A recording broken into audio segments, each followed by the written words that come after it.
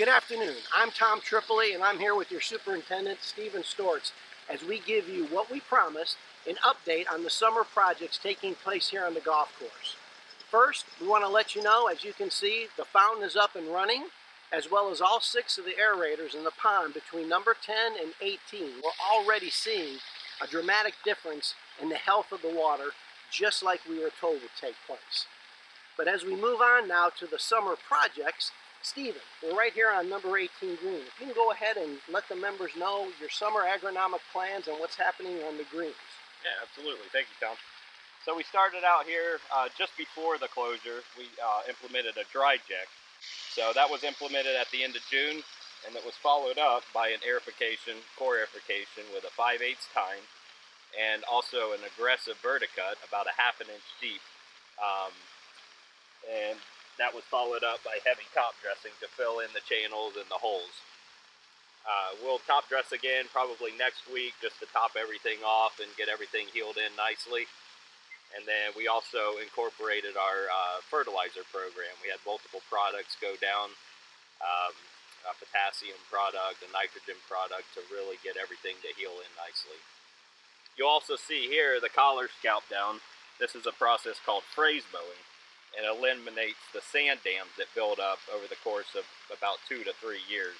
This process is done. So as you come off the green, sometimes the transition, you can get like a little hump build up from sand deposits from the walk mowers and rollers. So what we do is we come through with a very aggressive verticutting machine, and it basically just shaves down almost like a light sod cut to what you see right here. And this will take approximately 3 to 4 weeks to heal back in. We're now on the green that's just to the west of the niblick. This is the additional green that will accept member play and members warming up, since we are doing that modification on the current practice facility. As a reminder, the current practice putting green is going to be modified to make it more safe and extend that trap to provide you a better sand warm-up area. So because we're going to lose about 30% of that green, it became very important to have this for members to have additional areas to warm up prior to teeing off on number 10. Stephen, I know you're very proud of the progress here. Walk us through it. Yeah, absolutely. So what you see here, this is about 6.5 weeks old. The sprigs were planted about 6.5 weeks ago, and we've been fertilizing every week, watering nonstop to get this grown in. What you see here is we just top dressed this yesterday, so there's still a little bit of sand on the canopy, but we have about 100% coverage at this point. We're just trying to raise up some of the lower areas. We aerified it the other day to kind of get some of those areas to mend in properly. But a few more weeks, we should have this really buttoned up. The next major step is to cut out the collar, which will be about 2 to 3 feet around the perimeter of the green. And again, we did this to prevent any encroachment during the grow-in process, because this bimini is so aggressive, and if we had it up against the edge of the actual green surface during the grow-in, then it would really outcompete the tip eagle sprigs. So what we're going to come in and do is cut out a clean edge, and we have a tracker wire around the perimeter of this green, so we can come in, track it properly, get a nice clean edge, and then cut in sod for the collar. So we're now on hole number 1.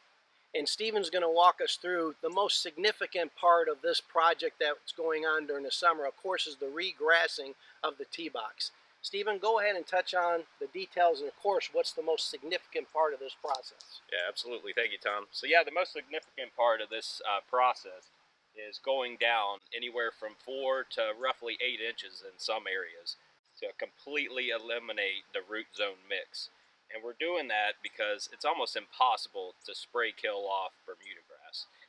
Any mix that you have, Roundup or whatever, it's impossible to kill it off.